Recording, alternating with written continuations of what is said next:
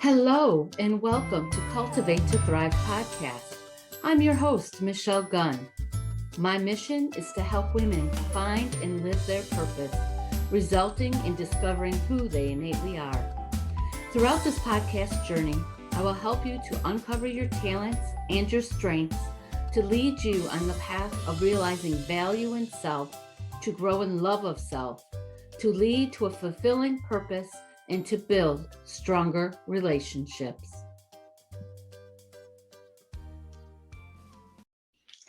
In today's episode, I would like to talk about journey. My journey, your journey, our journey, the journey of life, the journey of finding your purpose, the journey of living your purpose. In the beginning, we're taught what to do and how to act. From the time we're born, our needs are met. And as we grow and form, we're told how to do things, how to think, how to learn, what's best for us. Basically, most of our decisions are made for us. But the more we grow and develop, our mind develops, our thoughts develop, our actions, our emotions, we start becoming the person that God intended us to be. Sometimes we're in an environment where we are nurtured to develop as we innately are.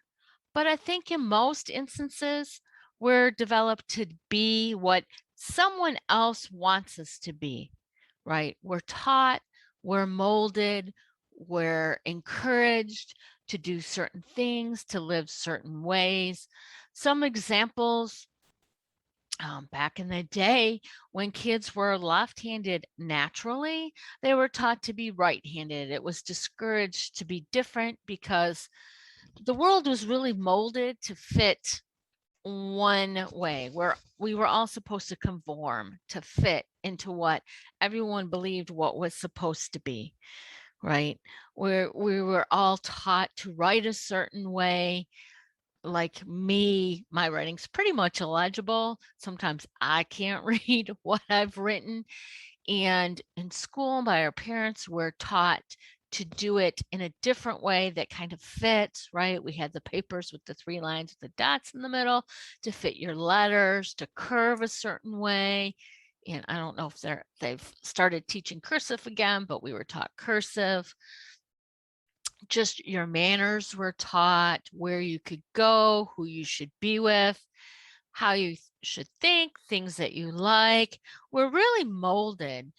And as we're growing and we're starting to develop our innate abilities, what comes naturally good to us, we're often taught that's a nice hobby, but you shouldn't do that for life because you can't make much money at that. Now that I've become older, a little wiser, a little bit more experienced, and I've seen firsthand, both myself and with siblings, how we were geared to live a certain way, to search out a certain career path, a certain life role, or maybe even a purpose, that something we're innately good at, we were shied away from and kind of pushed, encouraged, sometimes strongly told, you need to do this because this is where you would live a life where you will be successful. And usually that success is defined in a way mostly around money, material things, right? So you need to be, for instance, engineers make a lot of money. People want you to be an engineer. When there was a lot of hiring for engineers, oftentimes parents are proud when their children become doctors, lawyers, other professionals that make a lot of money because that's what society has determined what success is. Well, guess what? The world is diverse. The world is made up of many different kinds of people. The world needs people with different talents and abilities because we don't just need doctors. We don't just need lawyers. We don't just need engineers. We need a variety of people to have the world operate in a successful manner. And guess what? You can determine for yourself what success is. I'd be lying if I'd say you don't need money, right? Because we all need money to live. We need money to buy things. Uh, most of us like to live in a house with electricity. We like to have cars to drive. But for some people, success would be that top sports car. For other people, success would be a car that's reliable, looks decent, and you don't have to have a huge car payment every month. For some people, success is having those material things. Look what I got. For other people, success is spending time with family, building experiences. Now, I'm not here to judge you or your definition of success, but you should really think about and determine what success means to you, because it may be different than what the norm is, and that's okay. But please don't discount the experiences and relationships that make you who you are and that can truly, truly enrich your life more than any material thing can. That being said, you really need to know at, at the core level who you are to be able to determine what success means to you, what paths you should take, what your purpose is, and what will fulfill you. Now, if you follow me at all on social media or listen to this podcast at all, you know that I 100% support Clifton Strengths Assessment. I personally got a lot of value from that to help me confirm who I innately am, and also the people that I've coached to help confirm who they are and where their innate abilities are. That doesn't mean it tells you what you should do for a career or even necessarily what your purpose is, but it helps share with you how you do the things you do and the best way you can accomplish the things you want to accomplish. So for me, that was a great way, even at an older age, to confirm who I thought I was and to clarify who I thought I might be. And really to help me understand throughout my life why I haven't been successful in the societal sense of the word in different areas. Even though I was capable of doing it, I really didn't get much joy out of some of the choices I had made or that I was encouraged to make. But again, there are a lot of different ways to get to know who you are, and there are things that you can do on your own. Journaling is really a great process for that. Spend time daily, whether it be in the morning, in the evening. If you meditate, after meditation's a great time to do it. And journaling your thoughts. Maybe also journaling some activities you had during the day and how they made you feel, what you look forward to. Journal about successes that you've had and also things that you thought were failures or caused a challenge in your life. Maybe what you did to overcome it or what you could have done differently to get a different outcome than you had. Or if there's areas where you're stuck, to journal about those. Those are some avenues to help you really determine who you are and discover your true self.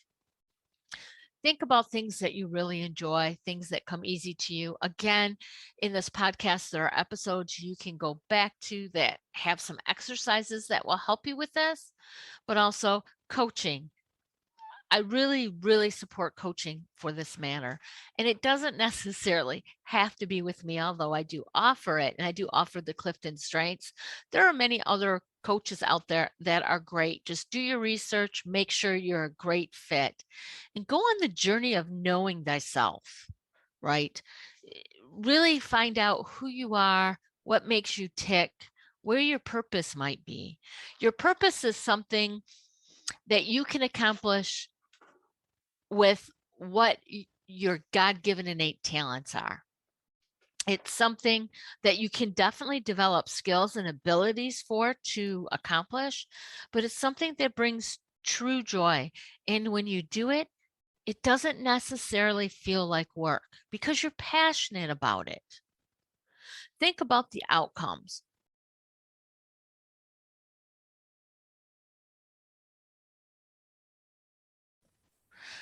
Think about what brings you joy and what brings you real real happiness. What drives you to wake up? What drives you to keep going?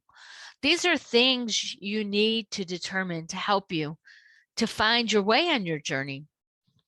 Know that your whole life is a journey. I don't think that you will get to the end of your journey in a lifetime. Expect detours, expect challenges. Things will pop up. You may think you're on the right path, and something will happen to make you question it. Embrace that. Look at what is causing that. Know that it's going to serve a purpose for you to really evaluate. And maybe you'll find other avenues to add on to your purpose. So you really want to figure out what your purpose is. And again, it may change because you might not find it immediately. That's okay. And it doesn't really matter what age you are or where you are in your career. It's never too late to start this journey, to really figure out where you're headed, or even to continue the journey. Just make sure you're not worried about the detours and the challenges. Don't be afraid to try new things. If you're extremely comfortable, then you're not doing all you're meant to do. You need to step out of your comfort zone because there's more for you. There's more for you to offer. When you figure out what your purpose is, make it your mission. Give yourself things. Print up a quote with a picture, print up a picture, make your own quote, make a statement, post it, write it on mirrors, say it every day. This is what you want to accomplish. Use a statement that's detailed, that's dated. It doesn't have to be the total end result, but give yourself goals, small goals in between to work towards your journey, your mission, your purpose. Because every one of us, you, are made for a purpose. So plan your journey to align with your purpose. You will feel so much more fulfilled. That's really what's been burning in me to share with you. If you follow me at all, you'll know I've been on a journey. Well, my journey's been lifelong, but I've really just the last few years have honed into what more I believe I'm meant for. And now I was forced to take this alternate path, not to give up on the mission I had, but to add another component to my journey to reach my mission. And my mission is something that I can reach every day. And really, at a basic level, it's helping others, but there are specific ways that I want to help others.